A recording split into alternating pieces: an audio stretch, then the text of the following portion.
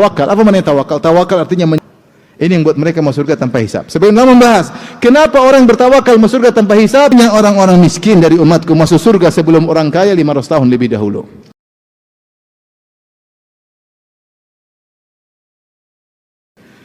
Di antara hal prinsip yang hendaknya kita jalin dalam kehidupan ini supaya kita tidak terlalu banyak menyesal pada hari kiamat kelak adalah bertawakal dalam segala hal. Bertawakal dalam segala hal. Sungguhnya tawakal, kata Sa'id bin Jubair, jima'ul iman. Tawakal adalah poros dari segala keimanan. Karena ketika seorang bertawakal kepada Allah, berarti dia husnudzon kepada Allah, bahwasanya Allah sedang lihat gerak-geriknya. Dan dia tawakal kepada Allah, dia tahu bahwasanya Allah akan siap untuk membantunya. Dan dia tawakal kepada Allah, dia yakin bahwasanya segala sesuatu di tangan Allah Subhanahu wa taala. Dan dia tahu bahwasanya Allah jika berkehendak tinggal berkata kun fayakun. Sehingga tidaklah orang bertawakal kecuali terkumpul pada dirinya tauhid uluhiyah, tauhid rububiyah, tauhid al-asma wa sifat. Maka disebut jima'ul iman.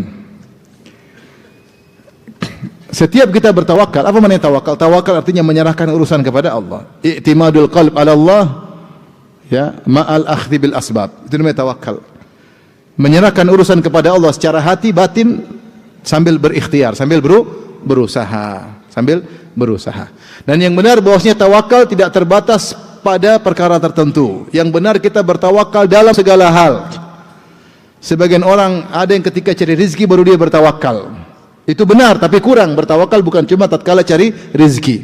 Sebagian orang jomblo ketika mau cari istri dia bertawakal. Benar, tawakal cari istri benar, tapi bukan tawakal ketika cuma cari apa? Istri. Tapi tawakal semuanya. Ente ibadah, fa'buduhu wa tawakkal alaih.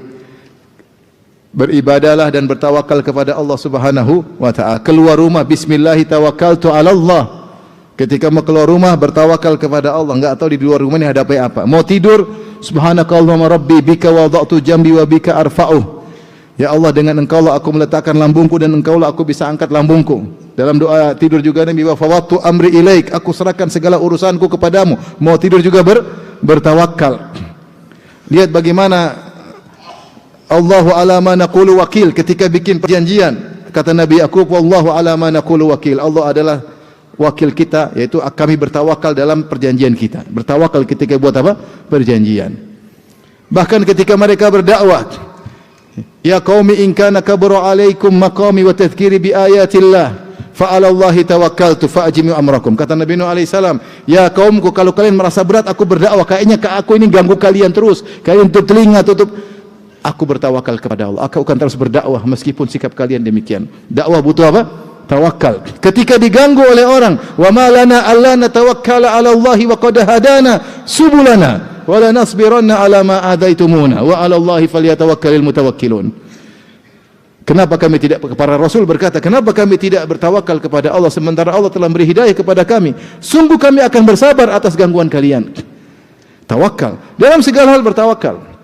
Nah, ini semua isyarat bahwasanya tawakal dalam segala hal.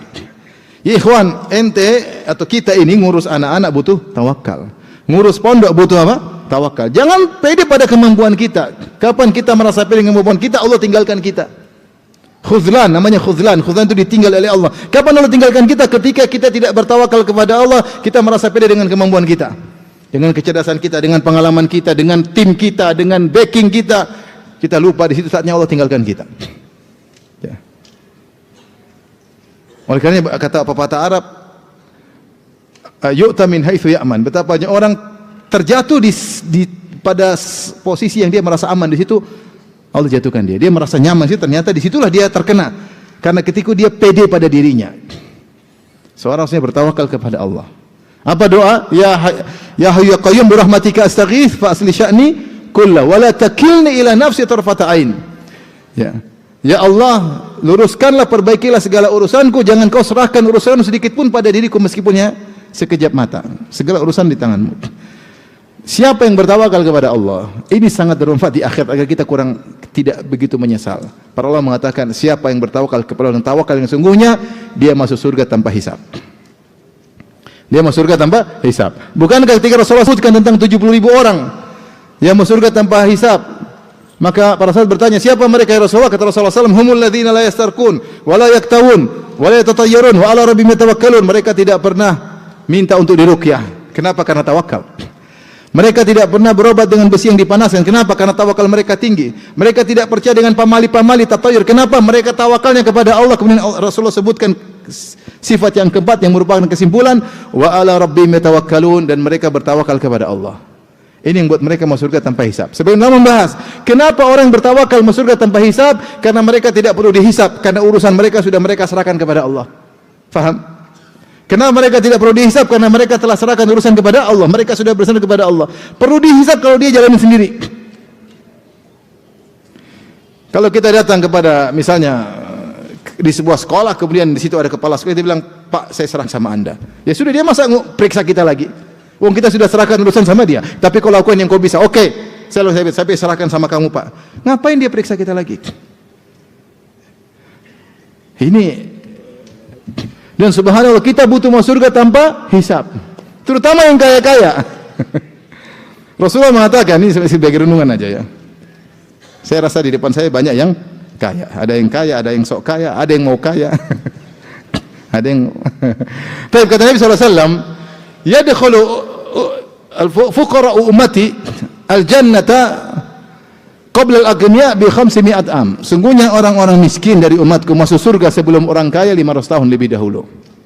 Dia masuk dulu, orang kaya terlalu panjang hisapnya. Antum bayangkan 500 tahun itu lebih banyak daripada umur. Ada orang kaya dunia ini hidupnya berapa tahun sih?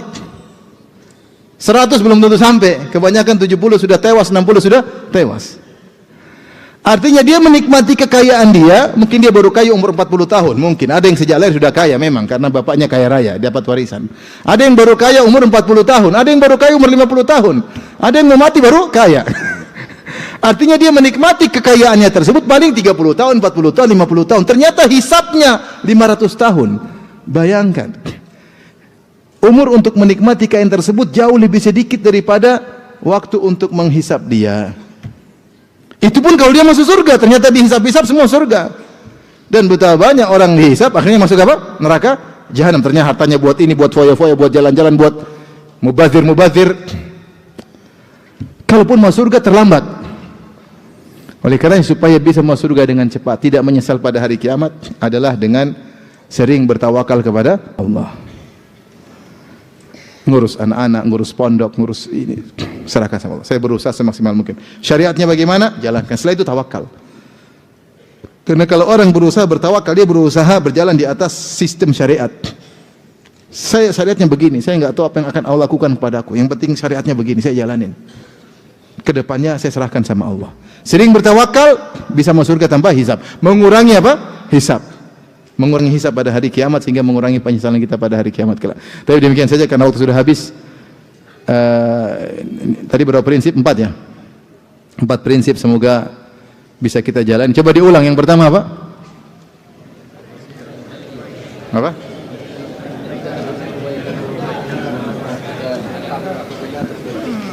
Kalau ada ide langsung lakukan. Yang kedua, niatkan semua perbuatan duniawi karena Allah. Yang ketiga, berusaha cari pahala dari siapapun yang kita temui. Yang keempat, tawakal dalam segala urusan. Dalam segala urusan. Ngurus anak pun tawakal, ngurus istri tawakal, taat kepada suami tawakal. Kalau tidak tawakal, tidak bisa taat sama suami.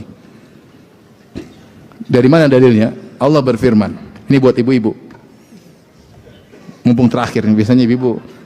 Allah berfirman, "Fassalihatu qanitatun hafizatun lil ghaibi bima hafizallah." Wanita-wanita salehah adalah wanita-wanita yang qanita, taat kepada Allah. Tapi itu hak Allah. Hak suami mana? Namanya wanita saleh itu mengumpulkan 2 hak. Hak Allah dia taati, hak suami dia taati. Hafizatun lil ghaib, menjaga hak suami ketika suami tidak ada. Apalagi kalau suami ada, suami tidak ada pun dia jaga, jaga harga dirinya dan jaga harta suami, jaga hak suami. Allah berfirman setelah itu, bima hafizallah. Allah yang bisa bikin begitu. Allah yang buat mereka bisa menjaga hak suami. Maka para ibu-ibu minta kepada Allah, tawakal pada Allah agar bisa menjadi istri yang apa? Salihah, bisa menunaikan hak suami. Demikian nasihat kepada akhwat-akhwat Pekanbaru dan ummahat Pekanbaru dan seluruh kaum muslimat. Wallahu a'lam bishawab.